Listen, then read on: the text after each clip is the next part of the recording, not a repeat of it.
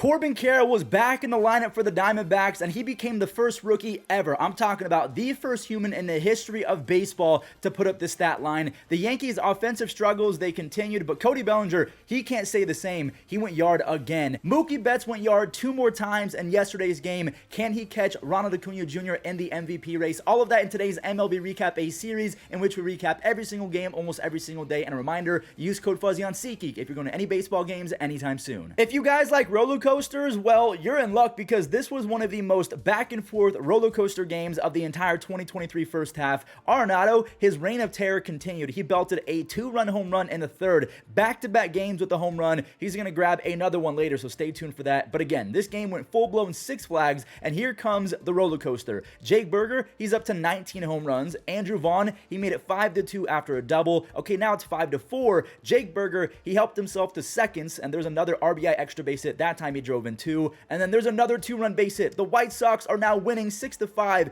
The 29-year-old rookie phenom, Zach Romullard, I still don't know how to say his last name. He's hitting .370 with 11 RBIs in his first 49 at-bats. Nolan, I told you. Nolan Arenado's war on baseball was fueled by his need to win. Like, this dude hates losing, and the Cardinals, they've been doing a lot of that this year. He has 11 extra base hits and 12 RBIs over his last 2 weeks of play. You know who else is trying to will his team to W's? This kid right here. Luis Robert Jr. now has 26 home runs, and he's top 3 in F4 since being benched a few weeks ago, and that's the game right there. Now, it could have been called a strike, but it wasn't. Kendall Graveman, he has 7 saves on the year now. St. Louis, they lost this game despite having 6 hitters with multiple base hits. I mean, who's available? Goldie, Arenado, Carlson, or any of their top players going to get traded? Let me know. So before this Marlins game, it was announced that rookie sensation Yuri Perez was sent down to the minors to preserve his arm. Now, he's thrown 53 pitches this year. He's impressed with a 2.3 ERA and almost 10.5 strikeouts per 9, but he's never thrown more than 78 innings, and yes, that includes 3 years in the minors. They really want to build up his arm over time and really try to avoid taxing him during the season because they want to save him for the playoffs, I guess.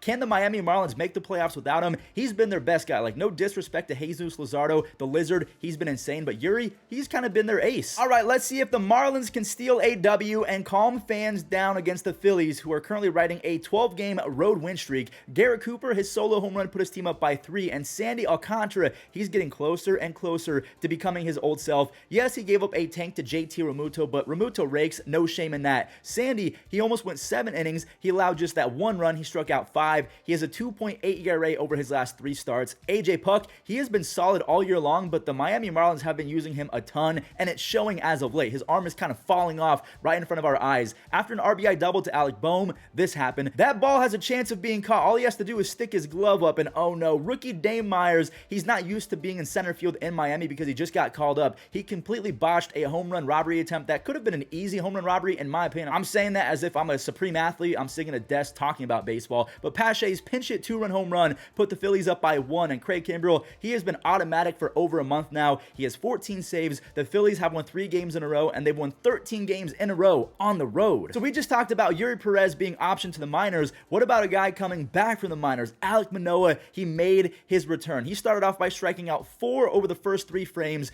and he got the lead on a George Springer double. Now, Alek did allow a run on a Torkelson single, but Torkelson, he's been pretty good lately, so that's okay, because Toronto, they erupted off of Alex Faedo with Whit Merrifield kickstarting a monster day for himself with an RBI single. Danny Jansen then doubled in 2 more. George Springer, he grabbed his 2nd and 3rd RBIs of the day on a 2-run shot. That's 13 home runs, 13 stolen bases, and a near .335 on base percentage for George Springer. Alek, he dominated from that point. He struck out 8 Tigers over 6 brilliant innings. People are saying it's the Tigers. Who cares? I mean, Jays fans, they care because that's huge no matter what team they faced. It could have been the A's for all they care. Whit Merrifield, he got Toronto into the double-digit run club. That's a 3-run home run. His 3rd over the last 24 hours. He has 5 home runs, a .342 on base percentage, and 19 stolen bases. He's having a good year. Not an all-star year in my opinion, but still pretty good. Here we go, the Mets and the Padres. Now, I'm going to go ahead and skip to the 3rd because Francisco Lindor, he's been on one of the hottest tears I've ever seen him on, and trust me, I've seen a lot of Francisco Lindor, but even when he was on Cleveland, I've never seen a stretch like this. That home run made it a 1-run game, and then Daniel Vogelbach put the team on his back. Any chance I have to say that pun, I'm going to say it. Scoring who? You guessed it, Francisco Lindor. Now, later on in the game, Ha-Seong Kim, he got full-blown baited by Tommy Pham in the 7th inning. Tommy Pham was basically pretending that he was taking his time, and Ha-Seong Kim just does not know that Tommy Pham has a rocket for an arm, so he got thrown out. Not great baseball in my opinion. So we head to extras where Jeff McNeil and Francisco, this time it's Francisco Alvarez, they teamed up for 2 RBIs. And speaking of 2 RBIs, Francisco Lindor got 2 more RBIs on a single to left field. He's hitting .417 with 6 extra base hits, 6 RBIs, 4 stolen bases, all in his last 6 games. Manny Machado, he's been red hot as well. Machado has back-to-back games with a home run,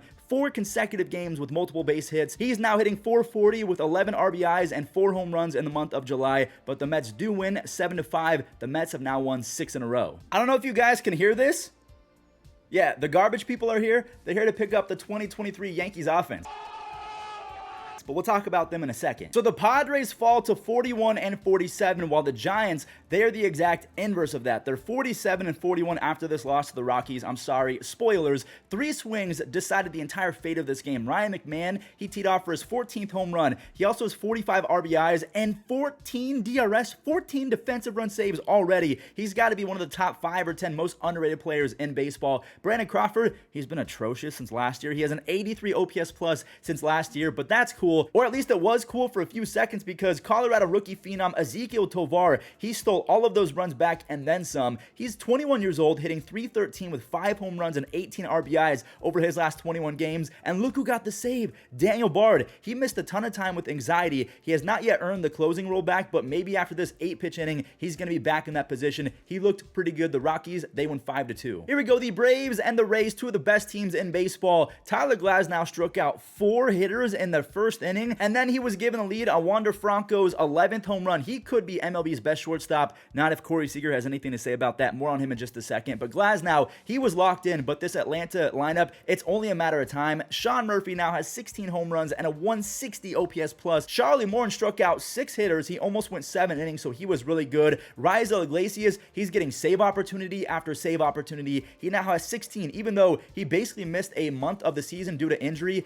The Atlanta Braves win 2-1. They had 2 base hits the entire game, but they still found a way to win. The Rays, they've lost 6 games in a row. Those 6 losses are huge for Baltimore because they were 6 or 7 games back just a week ago, and with the W here, they can get within 3 games of first place. Now, it's scoreless in the 4th when Byron Buxton, he sent one deep to center, and Mullins, he was tracking it all the way. He leaps, and he catches it. Byron Buxton got a taste of his own medicine. Buxton got Buxton. He's robbed so many guys of hits and home runs over the last few years, so he was impressed. He tipped his helmet. Cole Irvin, he's been pretty good since returning from the minors. He had 1 earned run, 3 hits over 6 1/3, but this one's going to need extras, and Baltimore, they're going to go ahead and take it. Ramon Urias doubled in Colton Cowser, and after Aaron Hicks had a sac fly to make it 3-1, Felix Bautista, he went 2 innings, so he's going to get the W in this one. He struck out 3, did not allow a single base hit. He's faced 165 batters. He struck out 84 of them, so he's striking out nearly 51% of the dudes he's facing this year. The Orioles, they won 3 in a row, and they're 3 games back. The Yankees were lit up by both former and maybe future Yankees, or at least that's what the Yankees fan base is expecting, because they want Cody Bellinger more than they want air to breathe. I don't even know. Belly bombs, they're so back though. Bellinger went lefty-lefty to the second deck off of Carlos Rodon, his 9th. Then later on in the game, he singled and stole second base. I mean, this dude has been incredible. He's hitting .303 with 9 home runs and 11 stolen bases. He missed a ton of time with the knee injury, so again, he's having a monster year. His dad played for the Yankees, so New York fans, they want Cody bad. And it makes sense considering the Yankees offense has been mostly awful. Anyone not named Harrison Bader has just been terrible, and Cody, he's been elite. Anyways, later on, Cody doubled. He got on base again. Patrick Wisdom, he actually knocked in Cody Bellinger, and the former Yankee dialed in. Jamison Taillon, he went 8 shutout, and not only that, he gave up just 1 hit all night long. Adbert Alzolay, he got a 6th save of the year. Maybe it's Alzolay. I can't remember how to say his last name. The Yankees own the 2nd worst batting average in baseball the last month. They're hitting .219 as a team. They have an awful .288 on base percentage. They're now out of the playoff picture. They've been knocked out of a wild card spot. Yeah, like I said before, they've been garbage. Another 3-zip game that pretty much copied the Yankees game to a T. The only difference is that Cleveland got their first run on a single, but they did get a home run from a newcomer who's basically on a 1-year prove-it deal, just like Cody Bellinger. Josh Bell looked like Albert Bell on that cut. He lifts a 2-run home run for Aaron Savali, who put the poor Royals offense in a blender. He struck out 9 Royals, only allowed 2 base hits over 7. Trevor Stephan and Emmanuel Clase, they finally did not implode for once. Clase, today. He now has 25 saves. The Guardians are 44-44, so they're at 500 exactly. That was the shortest game in 13 years. That was an hour and 51 minutes. These next few games were all pretty much blowouts, so I'm going to cut some fat and kind of go through them one by one pretty quickly. Freddie Freeman is the best first baseman in baseball. No disrespect to the incredible season that Olsen is having, or Paul Goldschmidt, who is yet again having a solid season after winning MVP last year. Freddie's got 16 home runs and a 150 OPS plus.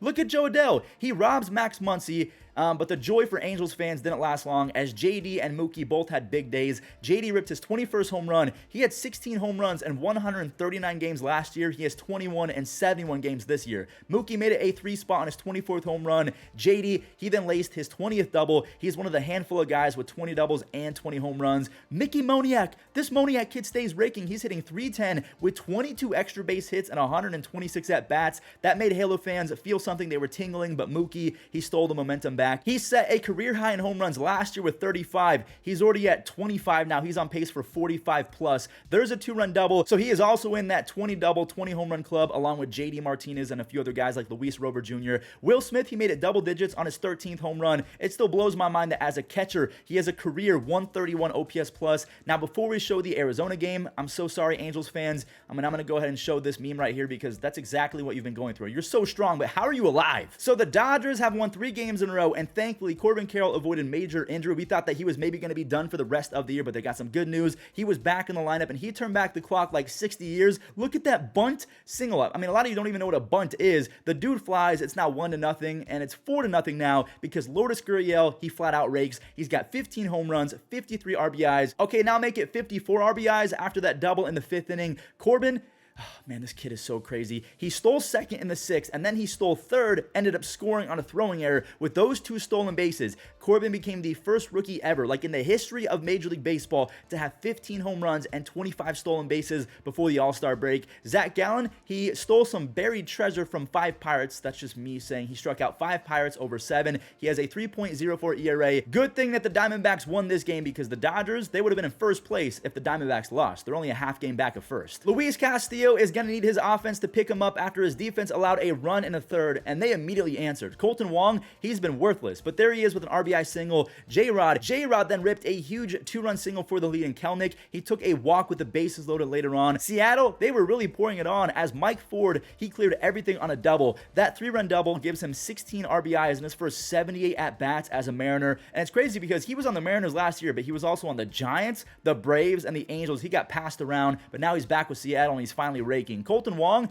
he again showed that he can be not useless for once. There's another RBI, and Castillo, he really settled in. He did not allow a single earned run in the entire game. He went 7. He has a 2.85 ERA on the season. He only struck out 3, so while strikeouts are cool, command and movement is just as cool. Mike Ford, again, 8 home runs and a 166 OPS plus. J-Rod, he was out there patrolling center field. He robs David Hensley of a double at the least. The Mariners, they've officially passed the Angels for 3rd place in the AL West. The Rangers and the Nationals, a few singles from Jonah Heim and Josh Young made it a 4-1 game in the 5th, and staying with the 5th, Cody Bradford, he went 5 innings. Now, he only struck out 1, but you know what? He allowed just the 1 run, only walked 1, so there you go. Like I said, you don't have to strike out 11 to be really good. Joey Meneses, he had 2 home runs on the night, but Corey Seager, he got that run right back. Now, check this out. Corey Seager is hitting .402 over the last month. He's got 20 extra base hits, 23 RBIs, and a 215 OPS plus over that stretch. Adolis, he popped off as well. He's ready for the Derby. He's got 23 home runs, 73 RBIs. That is a big W for Texas as they've been struggling big time lately, and that came after Houston took a loss, so that's a big W. We have a huge division battle still going on in Milwaukee. The Reds and the Brewers are facing off, and Milwaukee, they put a hurting on the rookie Andrew Abbott, who had basically been unhittable for the first few starts of his career. Willie Adames and Owen Miller, they both roped RBI doubles, and that home run right there,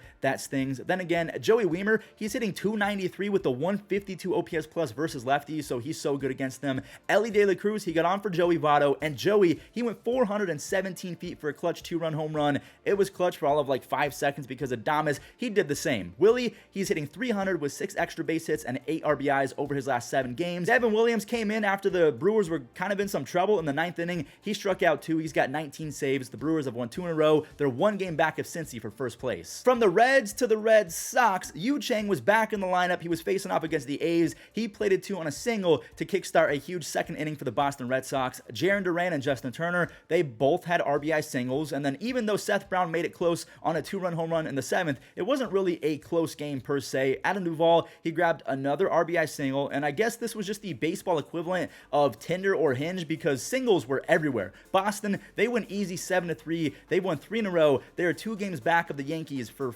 4th place in the AL East. 46-43 gets you last place in that division. To end today's recap, I'm going to go ahead and show these standings in the American League and then obviously the NL afterwards, but that is going to be the final recap for the next few days because I am on my way pretty much right now to Seattle. I'm going to the Home Run Derby. I'm not going to go to the All-Star game because there were so many snubs and injuries. I care about it, but I don't care enough to be there in person, so I'm going to come back home, make some videos for you guys, but I'm going to relax. Thank you guys for all the support, and I'll catch you in Seattle.